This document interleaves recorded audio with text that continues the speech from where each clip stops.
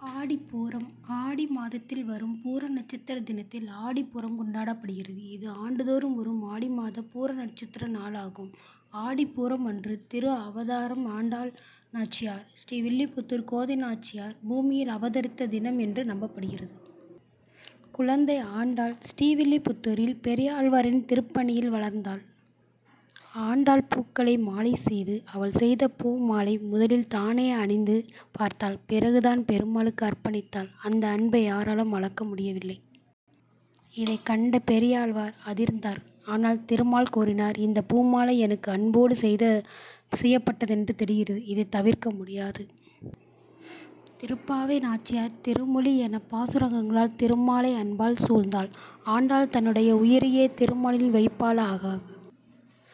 இறுதியில் திருமாலை நேரில் கண்டு திருக்கண்ணங்குடியில் திருமணம் செய்து கொண்டாள். ஆண்டாள் இயற்கை தவிர்த்து திருப்பாற்கடலில் எழுதினாள். ஆண்டாள் ஸ்ரீவில்லிபுத்தூரில் உள்ள துளசி தோட்டத்தில் பெரியாழ்வார் அவர்களால் கண்டெடுக்கப்பட்டு வளர்க்கப்பட்டார். அவர் திருமால் மீது கொண்ட பக்தியால் திருமாலை திருமணம் செய்ய விரும்பினார். இது ஆண்டாள் மற்றும் ஸ்ரீரங்கநாதரின் திருமணம் ஆகும். திருக்கல்யாணமாக கொண்டாடப்படுகிறது. இவ்விழா ஸ்ரீவில்லிபுத்தூர் ஆண்டாள் கோயிலில் 10 நாட்களாக நடைபெறும். இறுதி நாளில் தேரோட்டம் நடைபெறுகிறது.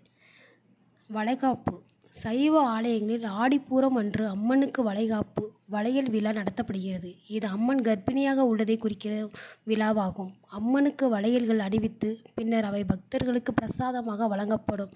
அந்த வளையல்களை அணிவது குழந்தை பாக்கியம் மற்றும் தீய சக்திகளிலிருந்து பாதுகாப்பு அளிக்கும் என நம்பப்படுகிறது.